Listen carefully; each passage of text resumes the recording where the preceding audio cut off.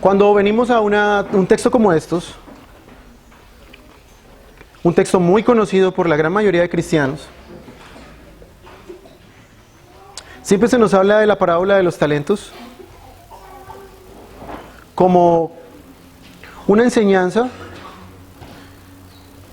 que tiene que ver con las actitudes y los talentos, obviamente, que una persona tiene. La gran mayoría de nosotros, cuando vemos esta parábola, tendemos a pensar, o nos han enseñado, que aquí talento se refiere, por ejemplo, a las capacidades de alguien. Pero si nosotros vemos el contexto de esta parábola, para poder entenderlo, veremos que no estaba hablando tanto de los talentos de una persona en sí, o su énfasis sea ese, sino su principal énfasis está en la segunda venida del Señor. Cuando vemos el Evangelio de Mateo en los capítulos 24 y 25, estamos viendo prácticamente la despedida de Cristo antes de su crucifixión, y vemos cómo Jesús comienza a explicar a los discípulos cómo será su segunda venida. Nuestro texto en esta mañana está enclaustrado en este contexto de segunda venida.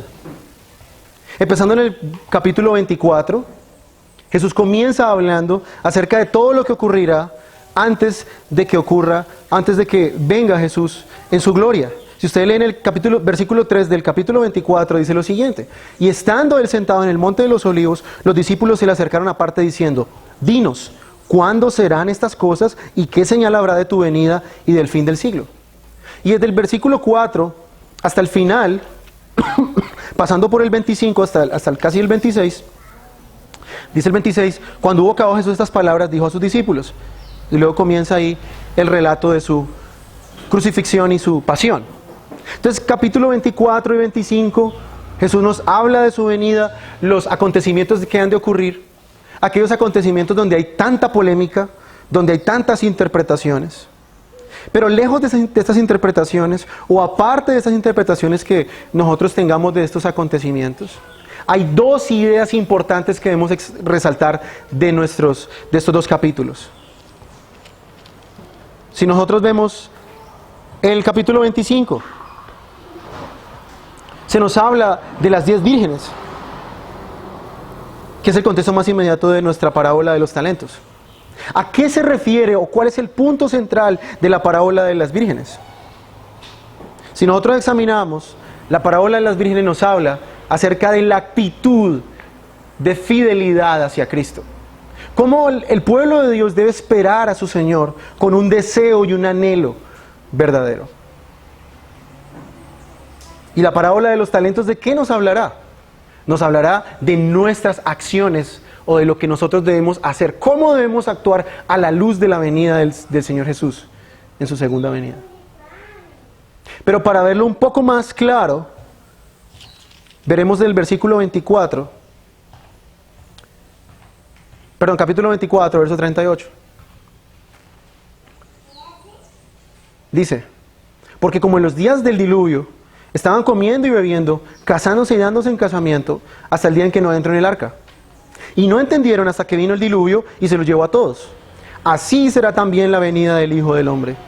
Entonces estarán dos en el campo, el uno será tomado y el otro será dejado. Dos mujeres estarán moliendo en un molino, la una será tomada y la otra será dejada.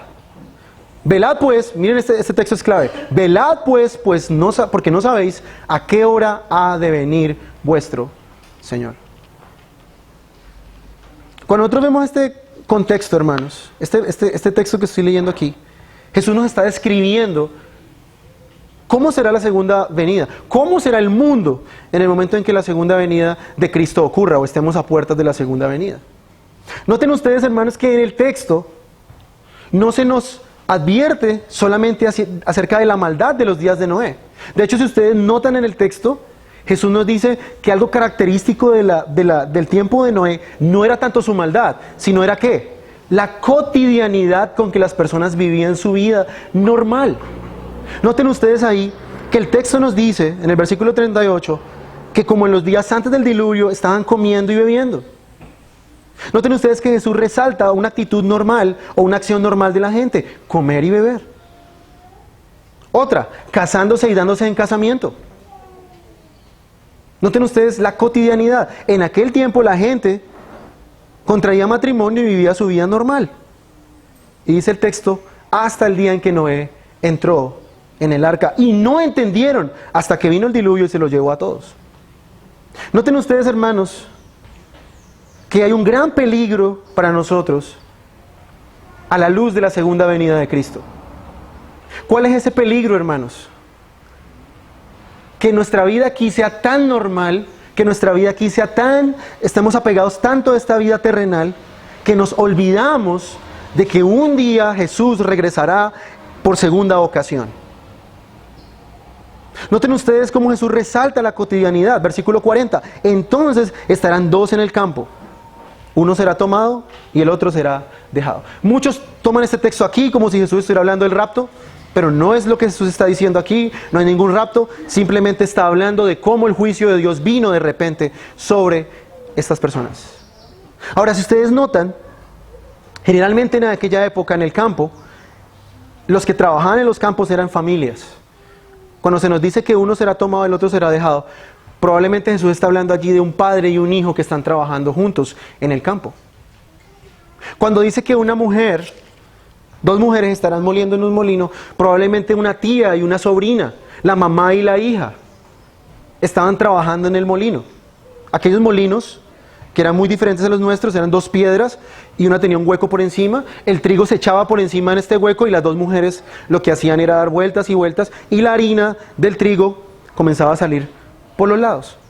Se nos dice en el texto que en medio del trabajo, en medio de una labor tan cotidiana como el trabajo, una fue tomada o una será tomada y la otra será dejada. El juicio de Dios, hermanos, es una realidad importantísima que los cristianos no podemos olvidar.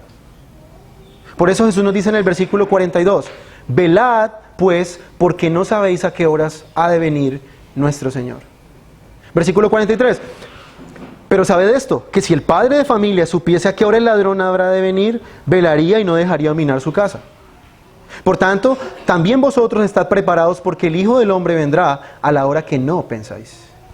Noten ustedes aquí la advertencia que Cristo hace a los creyentes. Jesús asemeja su venida como la actitud que tiene un ladrón al entrar a una casa. Noten ustedes cómo Jesús nos dice aquí que de la misma manera en que una persona no sabe cuándo un ladrón entra a su casa, de la misma manera Jesús vendrá. Ahora, Jesús no está aquí premiando el hecho de robar. O Jesús no está diciendo que es algo correcto robar. Jesús está utilizando simplemente esta ilustración de cómo el hombre entra a la casa de repente y su segunda venida. Por eso Jesús nos dice en el versículo 44, por tanto también vosotros estad preparados, porque el Hijo del Hombre vendrá a la hora que no pensáis. Ahora, ¿qué es estar preparados? Versículo 45. ¿Quién es, pues, el siervo fiel y prudente? Ojo con estas dos palabras, siervo fiel y prudente, porque las veremos más adelante, al cual puso su Señor sobre su casa para que le dé alimento, para que él dé alimento a tiempo. Bienaventurado aquel siervo al cual, cuando su Señor venga, le halle haciendo así. De cierto os digo que sobre todos sus bienes le pondrá. Está explicando ya Jesús la parábola más adelante. Pero si aquel siervo malo dijera en su corazón, mi Señor tarda en venir, y comenzara a golpear a sus consiervos y aun a comer y a beber con los borrachos, vendrá el Señor de aquel siervo en día que éste no espera y a la hora que no sabe, y lo castigará duramente y pondrá a su parte con los hipócritas. Allí será el lloro y crujir de dientes. Noten ustedes cómo Jesús ya está explicando en parte lo que veremos en nuestra parábola. Ahora hay unos aspectos a resaltar aquí, hermanos. La segunda venida de Cristo es una realidad y es un hecho que será sorpresivo para el mundo. Hay una realidad, hermanos, y es que Cristo, este Cristo, como dice el libro de Hechos, que ascendió a los cielos y los apóstoles lo vieron ascender, este mismo Cristo descenderá en las nubes con gloria. Es una realidad que no podemos evadir. Cristo un día regresará por segunda vez. El problema es que aunque será sorpresivo, no tomará por sorpresa a los cristianos. ¿Notan ustedes cómo Jesús nos dice? Jesús nos alienta a estar preparados. ¿Y cuál es la preparación, hermanos? En el versículo 45 se nos dice que el cristiano debe ser como el siervo fiel y prudente, al que un señor le encarga todos sus bienes, todas sus posesiones, y se va lejos y regresa en una segunda oportunidad. Noten ustedes el versículo 46, lo que Jesús dice: bienaventurado aquel siervo al cual, cuando su Señor venga, le halle haciendo así. El Señor le encarga una tarea a este siervo para que él la realice mientras él no está. Y Jesús nos dice ahí que es bienaventurado, es feliz aquel siervo al cual, cuando el Señor venga, le halle haciendo así. ¿Haciendo qué? Las cosas que él le había mandado que hiciese. Recompensa, verso 47. De cierto os digo que sobre todos sus bienes le pondrá. Pero si aquel siervo malo dijere en su corazón: mi Señor tarda en venir. Noten ustedes cuál es la segunda actitud que una persona puede tomar frente a la segunda venida de Cristo. Dice: mi Señor tarda en venir. ¿Cuántos de nosotros, hermanos, pensamos de esta manera? Yo puedo vivir de esta manera, puedo hacer esto y esto y esto, tengo mis metas personales y tengo todo lo que yo quiero hacer en mi vida. Pero la pregunta es: ¿qué piensas tú con respecto a la segunda venida de Cristo? ¿Cuál es tu actitud en la segunda venida de Cristo? ¿Más como el primer siervo fiel que hace la voluntad de Dios? ¿O más bien como el siervo malo que dice: bueno, yo creo que Cristo se demora, todavía puedo vivir y disfrutar esta vida mientras Cristo viene? Eso es lo que examinaremos en esta mañana, en nuestro pasaje. Nadie sabrá cuándo un ladrón entra en la casa, pero el cristiano debe ser un hombre prevenido. El hombre cristiano y la mujer cristiana deben saber que Cristo regresa, y su actitud debe ser la correcta a la segunda venida de Cristo. Por eso los cristianos, hermanos, debemos estar preparados, debemos estar listos y no vivir de una forma descuidada, sabiendo que la venida de Cristo en su segunda ocasión será real. Entonces Jesús, mostrándonos la inminencia de su venida, que ocurrirá en su venida, y las dos actitudes que las personas tienen para su segunda venida, Jesús nos va a explicar ahora sí dos cosas en el capítulo 25 que ya entraremos a ver. En primer lugar, Jesús nos muestra la parábola de las vírgenes. Aquí se nos ilustra a unas mujeres vírgenes. Ahora, para poder entender este texto, en el capítulo 25, debemos entender cómo es o cómo eran los matrimonios en la antigüedad judía. No es lo que nosotros nos imaginamos hoy en día. Y es uno de los grandes errores, hermanos, cuando venimos a la Biblia. Tendemos a pensar que la Biblia fue escrita en nuestro contexto cultural. Entonces nos imaginamos la iglesia toda bonita, la novia de blanco y el novio, pero ustedes se dan cuenta, y lo veremos en el texto mientras lo examinamos, que no es así las bodas de aquel tiempo. En el antiguo mundo judío, la boda era algo muy común en que el novio se encontrara con la novia en la casa del padre. No era en una iglesia, no era en un local, sino que el novio acordaba en la fecha del matrimonio, o la unión, o de la boda más bien, y el novio lo que hacía era ir a la casa del padre por la novia. Él llevaba a cabo una celebración familiar. Ahora, esta celebración familiar era importante, pero no era la celebración más importante, porque después de que ellos hacían este contrato entre la familia, entre el novio y la familia de la novia, ellos regresaban e iban para mostrar que ya esta mujer era propiedad, digámoslo así, de este hombre. Se iban para la casa del novio y allí comenzaba ya la nueva familia. Ahora, si la familia era pobre, esta celebración en la casa del padre duraba solamente un día. Pero si esta familia tenía recursos, podía durar esta celebración toda una semana.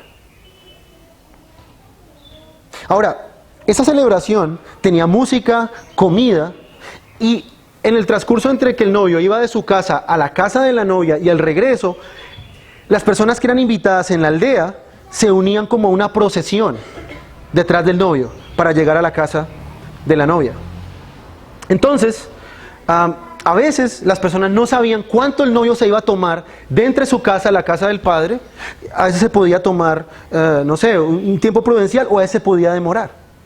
Entonces, en este contexto, estas, digámoslo así, vírgenes o damas de compañía de la boda, tienen unas lámparas esperando al novio. Y se nos dice en el texto que 5 tenían lámparas con aceite y 5 tenían lámparas con aceite extra, porque no sabían cuánto se tardaría esta procesión y probablemente podía pasar 2, 3, 4, 5 horas y a la medianoche podía aparecer el novio. Ahora, yo no, ustedes notan en el texto, no se nos habla nada de la novia, a diferencia de nuestros días de hoy. Cuando nosotros vamos a las páginas del periódico social, se habla más de la novia que del novio, ¿cierto? Porque generalmente la novia es la que le pone más entusiasmo a la boda. El novio, pues, es importante el matrimonio, la boda, pero no tiene tanta emoción como para la mujer. Si nosotros vemos las noticias de farándula, pues siempre muestran a la novia y su vestido, y el novio no se dice mucho. Pero en el mundo antiguo, hermanos, el novio era el que te recibía recibía el reconocimiento, porque el novio era el que pagaba toda la boda. Él era el encargado de pagar todo. Y es por eso que allí, estas vírgenes, al oír la llamada del novio, vienen y se unen a la procesión rumbo a la ceremonia. Entonces, ¿cuál es el punto de esta parábola, hermanos? ¿Cuál es el punto de esta parábola de las vírgenes? Esperar a Cristo, esperar al Señor Jesús. A veces olvidamos, hermanos, que un día Jesús regresará y vivimos en este mundo como si eso jamás fuese a ocurrir. Como dije anteriormente, ¿qué pasaría si nosotros supiéramos que Cristo viene dentro de 80 años? Supongamos que pudiéramos saber la fecha. ¿Cuál sería nuestra vida? ¿Qué actitud tomaría nuestra vida sabiendo que Jesús viene dentro de 80 años? ¿Nos ocuparíamos quizás hacer más cosas aquí o hacer las cosas del reino de Dios? Noten ustedes que este texto nos resalta que los cristianos deben ser fieles a Cristo aunque Cristo se demore. Mire cómo dice el versículo 3, 25. Las insensatas, tomando sus lámparas, no tomaron consigo aceite. Mas las prudentes tomaron aceite en sus vasijas juntamente con sus lámparas. Y tardándose el esposo, cabecearon todas y se durmieron. Y a la medianoche se oyó un clamor. Aquí viene el esposo, salid a recibirle. Empezó la procesión. Entonces todas aquellas vírgenes se levantaron y arreglaron sus lámparas. Y las insensatas dijeron a las prudentes, danos de vuestro aceite, porque nuestras lámparas se apagan. Mas las prudentes respondieron diciendo, para que no nos falte a nosotras y a vosotras, y más bien a los que venden y comprar para vosotras mismas. Pero mientras ellas iban a comprar, vino el esposo, y las que estaban preparadas entraron con él a las bodas, y se cerró la puerta. Este novio, llegó la procesión, estas mujeres se van, él va con estas 5 vírgenes sensatas, entran a la celebración y cierran la puerta. Después vinieron a él las otras vírgenes diciendo, Señor, ábrenos. Mas él respondiendo dijo, de cierto os digo que no os conozco. Versículo 13, y ahí está la enseñanza. Velad pues, porque no sabéis el día ni la hora en que el Hijo del Hombre ha de venir. ¿Notan ustedes cuál es la actitud del cristiano? ¿Cuál debe ser el deseo y cuál debe ser la motivación del creyente al esperar a Cristo? ¿La fidelidad a Cristo? Por eso, mi hermano, ¿cómo está tu deseo por la segunda venida de Cristo? ¿Qué piensas tú de la segunda venida de Cristo? ¿Cómo está tu fidelidad a la luz de la segunda venida de Cristo? Noten ustedes que aquí las vírgenes nos habla del deseo por Cristo, nuestro anhelo por Cristo. Aunque estas mujeres sabían que de pronto el novio se podía demorar, fueron sensatas al esperarlo. No querían perderse la celebración. Estas mujeres fueron fieles y por eso el texto las llama prudentes. Porque sabían que él podía venir en cualquier momento. Entonces noten ustedes que en primer lugar, del versículo 1 hasta el versículo 13, se nos habla del deseo. ¿Cuál debe ser la expectativa que el creyente debe tener? Ahora sí vamos a entrar a nuestro texto, del versículo 14 hasta el 30. ¿Qué es lo que los cristianos deben hacer ahora que Jesús está por regresar? Voy a resumir toda esta enseñanza en una sola frase. Los cristianos están llamados a incrementar las riquezas de su amo mientras éste no está. Esa es la idea central del pasaje que examinaremos esta mañana. El cristiano está llamado a incrementar las riquezas de su amo mientras éste no está. Ahora noten ustedes que el cristiano no es una persona pasiva, que espera a Cristo sentado en su silla, esperando todos los días para que Jesús regrese. Sino que noten ustedes cuál va a ser la actitud del siervo. El siervo, mientras su señor no está, tiene una tarea principal: aumentar sus riquezas. Noten ustedes, no aumentar sus propias riquezas, sino aumentar las riquezas de otro. Ahora, para poder entender también esta parábola debemos ir al contexto cultural. ¿qué es un esclavo? ¿O cómo eran los esclavos en aquel tiempo? Ahora, si nosotros hablamos de esclavitud, hermanos, los esclavos son diferentes dependiendo de la época y la cultura. La esclavitud no es igual en todas las culturas y en todas las épocas. Por ejemplo, en la antigüedad habían guerras y habían muchos hombres y mujeres que eran capturados en la guerra y se convertían en prisioneros de guerra. Con el tiempo, estas personas, para producir dinero, eran vendidos en los mercados de esclavos. Entonces, obviamente, muchas personas podían ir a la guerra y caían en manos de los enemigos y se volvían esclavos. No por necesidad, no por gusto, sino por las circunstancias de guerra. En la Biblia se nos habla, mucha gente critica la esclavitud que hay en la Biblia, pero jamás lo lee en su contexto. En la Biblia se nos enseña que algunas personas se volvían esclavos debido a la deuda que contraían con otra persona. Y estas personas, al no poder pagar la deuda, porque era muy grande, ellos mismos se ofrecían como esclavos junto con su familia a esta persona que era su acreedor. Entonces, estas personas se sometían al señorío de estas personas porque estaban imposibilitados en pagar, ¿cierto? No habían embargos en aquel tiempo, no existía data crédito, sino que la persona lo que hacía era ir ella misma y ponerse al servicio de este para poder pagar la deuda. Ustedes leen el libro, creo que es Levítico, allí se nos habla de la esclavitud en este aspecto. No había póliza de seguro para pagar la deuda, ¿cierto?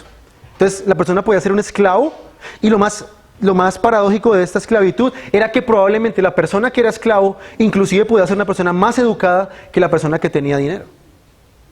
Pero por circunstancias, el que tenía más educación y quizás era más conocedor de muchas cosas, terminaba siendo esclavo de aquella persona que no era muy educada pero que tenía dinero. Entonces noten ustedes que la esclavitud en aquel tiempo era algo muy diferente a lo que nosotros conocemos hoy como esclavo. Ahora, ¿por qué hablo de esclavitud? Porque aquí la Reina Valera ha traducido la palabra distinto. En griego la palabra aquí es esclavo, mientras que lo han puesto siervo. Pero realmente esta parábola es la parábola de los siervos, o la parábola de los talentos por un lado, pero también la parábola de los esclavos, perdón. Ahora, si ustedes notan en el texto, a esos esclavos se les dio mucho dinero. Se nos dice que se nos dio una medida de talentos. Ahora, ¿qué significa esto de talentos en nuestro texto? Para poder entender también la parábola, debemos entender esta unidad de medida monetaria. Ahora, cuando vemos talentos, la gente se imagina de una vez cantar, bailar, dibujar, escribir. No, eso no es a lo que se refiere esta parábola. Suenan como habilidades que alguien tiene, pero no es así. La palabra en griego aquí es la palabra talentón y se refiere a una cantidad muy grande de dinero. Para que ustedes se hagan una idea, los talentos son una unidad de peso y se pesaba ya sea en oro o era en plata. Ahora, si era plata, un talento eran 6,000 denarios. Usted puede decir denarios. Bueno, ¿y qué es un denario? El denario era el pago por un día de trabajo de un jornalero. Un solo denario era todo el día de trabajo. O sea que un solo talento equivalía a 6,000 días de trabajo de un hombre. ¿Ustedes saben cuántos son 6,000 días de trabajo? Es más o menos, poco más, un poco menos, 20 años de trabajo pago de un jornalero. O sea que si al primero se le dieron 5 talentos, este hombre tenía 30,000 denarios, o sea que tenía 30,000 días pagos de un jornalero. Ahora, traslademos eso a nuestro contexto, en Colombia. ¿Cuántos millones o miles de millones de pesos se le fue dado a este hombre? Imagínense su trabajo, lo que usted se gana mensual, multiplicado por 30 o 40 años de trabajo. Es muchísimo dinero, muchísimo dinero. Ahora, estamos hablando de el peso en plata. ¿Qué pasaría si fuera peso en oro? Son muchos millones de pesos. Esto nos habla en el texto que este hombre, este amo, tenía muchísimo dinero. Era un hombre extremadamente rico. Ahora, noten ustedes, en tercer lugar, cómo este hombre le reparte a cada uno esta cantidad de dinero. Dice el versículo 15, a uno dio 5 talentos, a otro 2 y a otro 1, a cada uno conforme a su capacidad, y luego se fue lejos. Noten ustedes ahí que este hombre no es un hombre injusto, sino que da cada uno conforme a lo que puede producir. Y luego nos dice que el hombre se va. Ahora veamos la actitud de los trabajadores, de los esclavos. Versículo 16, y el que había recibido 5 talentos fue y negoció con ellos y ganó otros 5 talentos. Ahora, ¿a qué se refiere aquí cuando él habla de que pone el dinero a trabajar o que negoció? No se refiere que este hombre cogió la plata y se fue a comprar acciones en la bolsa de valores. En aquella época no existía la bolsa de valores. Sino que en el contexto judío este hombre lo que debía hacer era comprar negocios, comprar empresas y mirar que este dinero produjera ganancias. Comprar terrenos, comprar animales, comprar granjas, lo que sea. El propósito de este hombre era producir dinero. Eso es lo que la gente hacía en aquella época. Imagínese usted, hermanos, que alguien le diera 1.000 millones de pesos para que ustedes los inviertan en algo. Imagínese la cantidad de cosas que usted podría comprar, empresas que comprar con este dinero para ponerlo a producir. Se nos dice en el texto después que el de 5 produjo 5 y el de 2 produjo 2. Cada uno de estos hombres, estos dos primeros, dobló la cantidad de dinero que este hombre les había dado. Pero hay un problema aquí y ese es el énfasis también del texto. El último, en el versículo 18, se nos dice que él hace algo totalmente diferente a los otros dos. Dice, pero el que había recibido uno fue y cavó en tierra y escondió el dinero de su señor. Los dos primeros estaban al parecer por el texto muy felices de haber doblado la cantidad de dinero. Si nosotros leemos más abajo, cuando el Señor viene y les da cuentas. Versículo 20.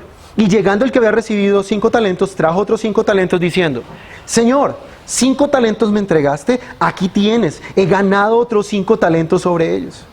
Esta expresión aquí tienes en griego da a entender como una alegría. El hombre quería mostrarse. Mira, Señor, me diste 5, te produje otros 5.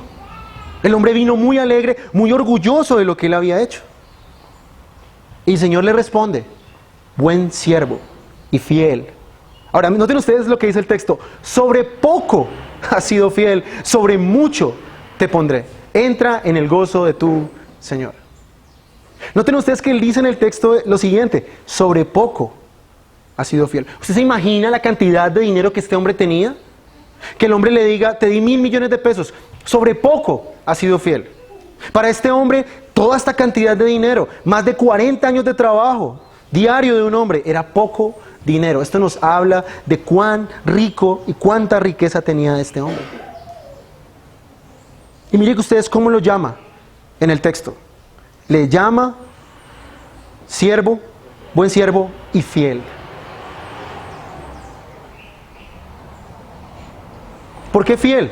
Porque este hombre tomó el dinero, hizo como vimos en el contexto del capítulo anterior, hizo lo que su Señor le pidió que hiciera y luego el Señor le recompensa a él. Ahora noten ustedes algo también importante en el texto. Dice, entra en el gozo de tu Señor. ¿Saben ustedes para un esclavo de esta época qué significaba esta expresión, hermanos? Los esclavos no comían con los señores. Los esclavos no se sentaban a la mesa con su Señor. Los esclavos lo que tenían que hacer era servirle. Pero en esta parábola Jesús entra un concepto que era diferente al concepto de su época. Un esclavo gozándose con los bienes de su Señor. ¿Quién de nosotros, supongámoslo en un ejemplo más grande? Imagínese que usted trabajara en una planta donde hubiesen muchísimos empleados. Y de pronto el dueño de la planta, que tiene muchísimo dinero, le dice, hey, voy a compartir mis ganancias contigo. Te invito a almorzar. Te invito a mi casa. Pues yo creo que uno quedaría sorprendido. Mi jefe, que es un hombre muy conocido de mucho dinero, me está invitando a comer a su casa para compartir sus ganancias conmigo. ¡Wow! Eso es lo mismo que Jesús está diciendo aquí. Ya no hay barrera entre el esclavo y el Señor. Ese esclavo que ha hecho la voluntad de su Señor. El Señor se goza en él y comparte con él. Le invita a gozar de su gozo, de su propia felicidad. Ahora, hay algo importante que notar aquí, hermanos. Algunas aplicaciones espirituales de esta parábola. En primer lugar, hermanos, Dios es un Dios extremadamente rico. Hay increíbles riquezas en gloria que no nos podemos imaginar en el reino de los cielos. A veces nos imaginamos el cielo, hermanos, como lo ha pintado el mundo. La gente cree que en el cielo tendremos un arpa y estaremos ahí con el arpa sentados en una nube, con unas alitas, toda la eternidad con el arpa. Hermanos, eso no es lo que el texto nos dice. Las glorias del cielo son increíbles, hermanos. Hay tantas cosas que no podemos imaginar ni concebir. Si ustedes leen Apocalipsis, se nos dice, hermanos, que habrá un cielo nuevo y una tierra nueva, hermanos. Se nos dice que más adelante, si ustedes leen el capítulo 25, se nos habla también del juicio y cómo Dios ha preparado un reino para aquellos que hicieron la voluntad de su Señor. En el cielo habrán grandes recompensas, hermanos, de acuerdo a nuestras obras por el reino de Dios. Como vimos en el Sermón del Monte, los tesoros celestiales que hicimos mientras estuvimos en la tierra. Es más, en Apocalipsis se nos dice que esta ciudad tiene forma de un cubo perfecto. Ahora, ¿qué significa este cubo perfecto? En el libro de Apocalipsis es un simbolismo. En el Nuevo Testamento, en la Biblia, solo hay un cubo perfecto en el Antiguo Testamento. Y es el Arca del Pacto. Si toda la ciudad es un cubo, hermanos, esta ciudad, en este simbolismo del cubo perfecto, es el Arca Nueva del Pacto. Cuando el sacerdote venía al Arca del Pacto, no necesitaba más intermediación sino la propia y estar delante de Dios. Cuando estemos, hermanos, en la Nueva Jerusalén, dice la Biblia en Apocalipsis, ya allí no habrá templo, porque Dios estará con nosotros cara a cara.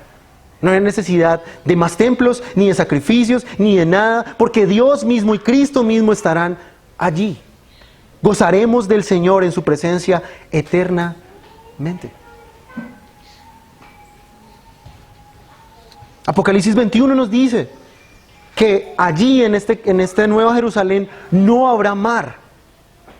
Ahora, cuando hablamos del mar, pues la gente se imagina que es un lugar lindo donde todo el mundo quiere ir de vacaciones. Pero en la Biblia, hermanos, cuando hablamos de mar, o la Biblia ilustra el mar, siempre es un símbolo de pecado y de la maldad humana, del caos y del peligro por causa de la maldad humana. Cuando en el Apocalipsis 21 se nos dice que allí no habrá más mar, quiere decir que no habrá más maldad y no habrá más impiedad en este lugar. ¿Notan ustedes por qué hago énfasis en esto del gozo de su Señor?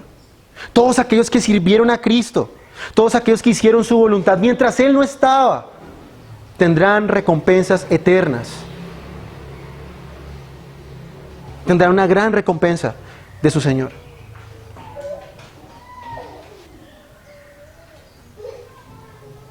Ahora, vamos a examinar en segundo lugar a este hombre perverso. Versículo 18 y 19. Pero el que había recibido uno fue y cavó en tierra y escondió el dinero de su señor. Después de mucho tiempo vino el señor de aquellos siervos y arregló cuentas con ellos. Y llegando el que había recibido 5 talentos, diciendo, Señor, 5 talentos me entregaste, aquí tienes, he ganado otros 5. El Señor le dice, buen siervo fiel, poco has sido fiel, mucho te pondré. El de 2, versículo 24, pero llegando también el que había recibido un talento, dijo, Señor, te conocía que eres hombre duro, que ciegas donde no sembraste y recoges donde no esparciste. Noten ustedes ahora la reacción del hombre malo, del siervo malo. ¿Qué piensa este hombre con respecto a su amo? Básicamente lo que este hombre está diciendo es que su amo es un tipo explotador. Mire cómo lo llama en el texto. Eres hombre duro que ciega donde no sembraste y recoge donde no esparciste. El siervo está describiendo a su señor como un tipo avaro y un tipo codicioso. Ahora noten ustedes las estupideces que este hombre está diciendo. Un esclavo, hermanos, en esta época, un hombre que está adeudándole dinero a otro y trabaja para el servicio de otro, no tiene derecho a nada. El esclavo está a disposición de su amo para hacer lo que éste le pida. Imagínense a este hombre, en su posición de esclavitud, se atreve a cuestionar a su amo. Y miren ustedes la respuesta del amo. Versículo 26. Respondiendo su señor le dijo, siervo malo y negligente, sabías que ciego donde no sembré y que recojo donde no esparcí. Por tanto, debías haber dado mi dinero a los banqueros. Y al venir yo, hubiera recibido lo que es mío con los intereses. ¿Cuál era la obligación de este siervo? ¿Cuál era la obligación de este esclavo? Noten ustedes la actitud. Este hombre básicamente está culpando a su señor por no haber producido el dinero o no haber producido con el dinero que le había sido dado. Este esclavo negligente y malo está culpando al señor, está excusándose de no haber producido el dinero que debía producir. Y entonces su amo para contestarle, le dice que al menos él hubiese llevado el dinero al banco para que produjera intereses. Es decir, no era ni siquiera necesario que el hombre hubiese trabajado el dinero, solo con haberlo puesto en el banco hubiera sido suficiente. Esto nos enseña algo, hermanos, acerca de esta parábola.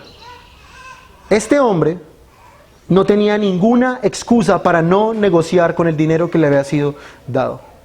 Hermano, ¿quién no invertiría teniendo millones de pesos, miles de millones de pesos a su disposición? ¿Saben ustedes qué demuestra este hombre, hermanos? Demuestra que este hombre no ama o no amaba a su Señor. Este hombre no quiso servir a su Señor. Cogió el dinero y lo escondió en un hueco y lo tapó.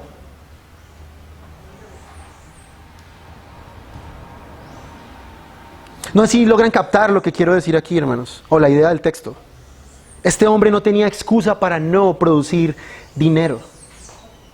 Este hombre no tuvo excusa para producir con lo que el Señor le había dado. Ahora esto nos muestra, hermanos, en este contraste, hay dos clases de esclavos en el mundo. Los que son esclavos del pecado y los que son esclavos de Cristo.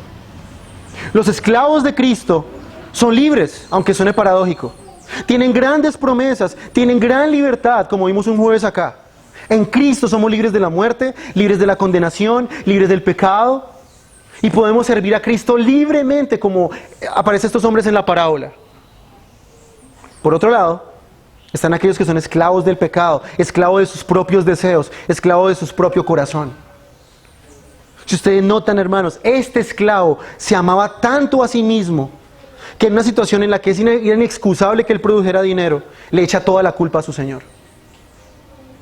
Este esclavo se ama tanto a sí mismo, y miren ustedes lo que hace su amo. Versículo 28, quitadle pues el talento y dalo al que tiene 10 talentos. El amo le quita lo que es suyo y se lo da a otro. Ahora esto parece injusto, pero ¿cómo es posible que le quite al que no tiene y le dé al que tiene más? Hermano, el Señor hace como le place.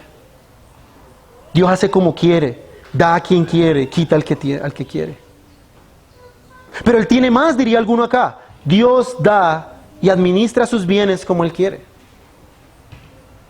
Y mire lo que dice, porque al que tiene le será dado y tendrá más, y al que no tiene, aún lo que tiene le será quitado. Ahora, hermanos, en sentido espiritual, ¿qué significan entonces estos talentos? ¿Cómo los podemos aplicar en nuestro texto? Hermanos, los talentos, en este caso, es el Evangelio de Cristo.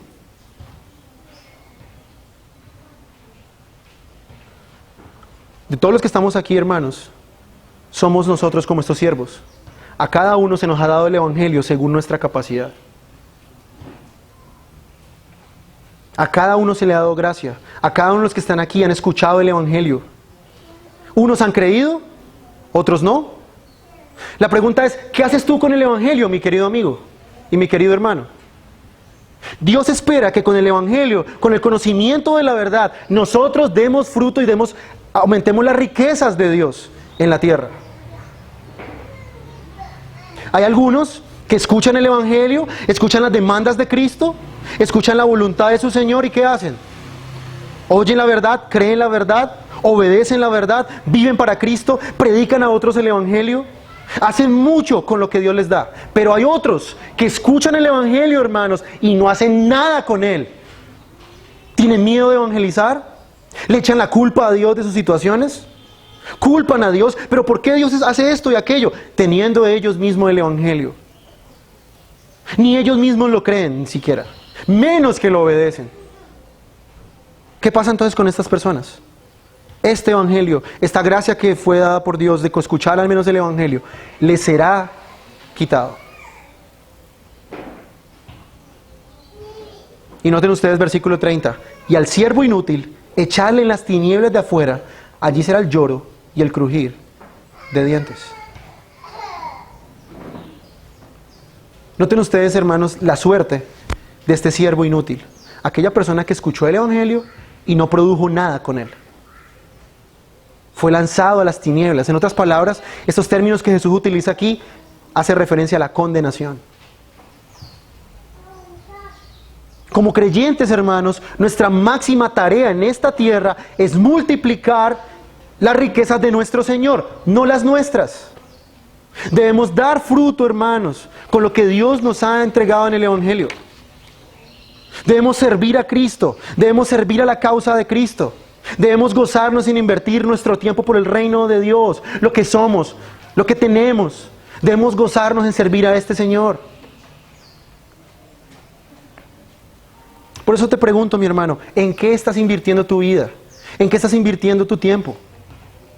¿En qué inviertes el Evangelio que has escuchado de Cristo? ¿Quieres tú avanzar el reino de Dios? ¿Usas tu salud, usas tu dinero para el reino de Dios? ¿Oras por otros? ¿Buscas enseñar a otros? ¿Buscas edificar a otros? ¿O somos como el siervo malo, que no confiamos en Dios y hacemos las cosas a nuestra manera? Recuerden lo que dice la Escritura, hermanos. Donde está nuestro tesoro, allí está nuestro corazón. ¿En qué estás invirtiendo tu vida? ¿En aumentar tus bienes o los bienes de Dios? Noten ustedes, cada cristiano es responsable con los encargos de su amo. Un día Dios pedirá cuentas con todo lo que tú hiciste, mi querido amigo que estás aquí sentado. El día en que tú mueras, Dios pedirá cuentas todo lo que tú hiciste en esta vida. Como en la parábola, que este Señor llama a cuentas a sus siervos, Dios un día nos llamará a cuentas igual. Y esta cita de pedir a cuentas de Dios es ineludible. Ninguno de los que están aquí podemos escapar de ese día. Ahora noten ustedes, hermanos, la motivación del cristiano. El cristiano debe trabajar para Cristo con gozo porque sabe que el Señor compartirá su gozo con él.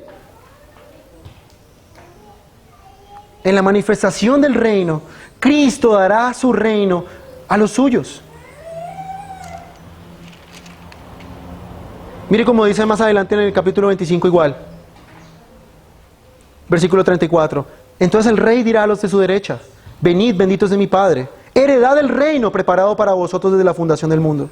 Porque tuve hambre y me diste de comer, tuve sed y me diste de beber, fui forastero y me recogisteis, estuve desnudo y me cubristeis, enfermo y me visitasteis, en la cárcel y vinisteis. En otras palabras, estos hombres hicieron la voluntad de su Señor cuando Él no estaba. Entonces los justos le responderán diciendo: Señor, ¿cuándo te vimos hambriento y te sustentamos, o sediento y te dimos de beber? ¿Y cuándo te vimos forastero y te recogimos, o desnudo y te cubrimos? ¿O cuándo te vimos enfermo o en la cárcel y vinimos a ti? Y respondiendo el rey les dirá: de cierto os digo, en cuanto lo hiciste a uno de mis hermanos más pequeños, a mí lo hiciste. Entonces dirá también a los de su izquierda: apartaos de mí, malditos, al fuego eterno preparado para el diablo y sus ángeles. Noten ustedes cómo Cristo, después de la parábola de los talentos, coloca ahí ahora explicando cómo será el juicio final. ¿Noten ustedes la conexión? Es ineludible el hecho del juicio. La pregunta es: ¿cómo responderás aquel día? ¿Con excusas? No, Señor, es que el Evangelio era muy difícil de entender. No, es que evangelizar una cosa, yo no tenía tiempo. No, Señor, es que orar por otros hermanos, no, era imposible. Enseñar a mis hijos la verdad, no había tiempo, estaba muy ocupado trabajando. Así como ese siervo no tenía excusa para no producir dinero, usted y yo no tendremos excusa en el día final para decir por qué no hicimos la voluntad de nuestro Señor. Hermanos, debemos ser fieles a Cristo mientras Él regresa. Lo repito una vez más, el objetivo principal del cristiano es servir a Dios. ¿Le ha sido a usted confiado el Evangelio? Hermano, el Evangelio es aquel tesoro increíblemente inmenso que no podemos entender. El Evangelio de Cristo tiene tal riqueza como la de la parábola. Así como nos imaginamos 40 años de trabajo, el Evangelio tiene un valor incalculable, hermanos. Por eso, repito una vez más, la labor del cristiano es incrementar los bienes de su Señor, no los nuestros. Somos esclavos. Si usted es cristiano verdadero, usted es un esclavo de Cristo. Usted no se pertenece a usted mismo, usted pertenece a otro. Usted fue comprado con la sangre de Cristo para servirle. Cristo hizo todo para que no seamos más esclavos del pecado. Nos rescató del pecado y de la maldad para que seamos sus esclavos. Para eso Cristo nos salvó también, para servirle mientras Él no está. Te pregunto, mi hermano y mi hermana, ¿cómo estás duplicando las riquezas de tu Señor mientras Él no está? ¿Estás edificando el cuerpo de Cristo? ¿Estás sirviendo a Cristo?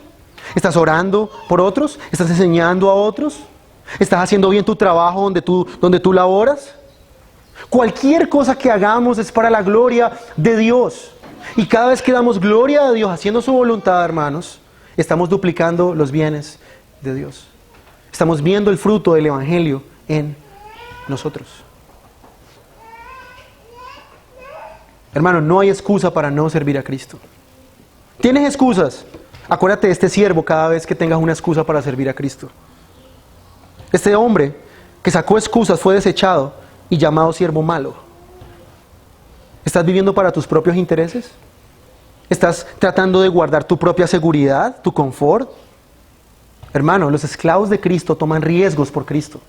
Noten ustedes ahí, estos hombres pudieron haber perdido este dinero que ellos habían arriesgado en los negocios, pero eran responsables de lo que tenían que hacer.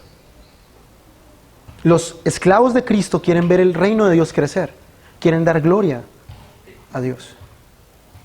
¿Dónde está tu corazón, mi querido hermano y hermana? ¿Dónde está tu corazón? Donde esté tu corazón, allí está tu tesoro. ¿Qué estás atesorando más?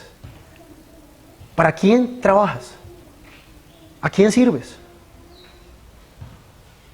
Hermano, el cristiano, como vemos en el texto, no espera a Cristo de una forma pasiva. No es el que se sienta a esperar que Jesús llegue. Debemos trabajar mientras Cristo regresa, hermanos. Debemos hacer los negocios celestiales, digámoslo de esa manera, con el Evangelio que Él nos ha dado. No nos quedemos quietos, hermanos, como algunas sectas creen, ¿no? Jesús ya viene, venda la casa, venda el carro y vámonos a una montaña a esperar a Cristo. O los más piadosos, los pietistas, no, que el Señor me encuentre evangelizando. Hermanos, es un pensamiento absurdo, pietista. Todo lo que hacemos todos los días debe ser para la gloria de Dios. La gente cree que evangelizar es más santo que yo trabajar bien en mi lugar donde yo laboro. Todo lo que hacemos es para la gloria de Cristo. Por eso, como dijimos en el texto del verso 44, del capítulo 24, bienaventurado aquel siervo al cual cuando su Señor venga le halle haciendo así. ¿Haciendo cómo? Haciendo su voluntad. Todo lo que la Escritura dice que debemos hacer. No caigamos en el error de las sectas. No hagamos nada, Jesús ya viene, vámonos para una montaña a esperarlo. No. Entre más Cristo sabemos que va a venir, más activos debemos ser. Más tratar de procurar doblar sus riquezas, multiplicar sus riquezas. Cuidémonos de ser cristianos que no hacemos nada, que no damos fruto, que no nos esforzamos en amar a Cristo y menos servir a su causa. ¿Eres tú como el siervo miedoso? ¿Escondiste el Evangelio porque te dio miedo? Un día darás cuenta por tu temor a Cristo. Un día darás cuenta por no haber multiplicado las riquezas de tu Señor. Tuve mucho miedo, Señor. No hay excusa. Señor, no pude dar fruto. No hay excusa. No pude amar a Cristo. No hay excusa. No pude enseñar a otros. No hay excusa. No pude servir a Cristo. No hay excusa. No hay una sola excusa para ser un cristiano pasivo, hermanos. Ahora quiero dirigirme ya para terminar a aquellos que están aquí sin Cristo. Tú eres esclavo del pecado. Tú amas el pecado. Estás esclavizado a él. Tus deseos y tu corazón y todo lo que tú haces está centrado en tu corazón pecaminoso, amador de maldades. Cristo murió en una cruz para poder librarnos y convertirnos ahora en esclavos de la justicia. Si tú vienes a Cristo, si tú vienes a Él en esta mañana, si tú te arrepientes de tu maldad y de tu pecado y confías en Él para vida eterna, Él te salvará. No irás a las tinieblas donde es el lloro y crujir de dientes, sino que estarás ahora entrando en el gozo de tu Señor. Ven a Cristo en esta mañana. No lo pienses más. Un día tendrás que enfrentarte a Cristo cara a cara en el día del juicio. Y si no hiciste la voluntad del Señor, que es producto de la salvación, serás echado fuera. Ven a Cristo en esta mañana, arrepiéntete y serás salvo. Vamos a orar.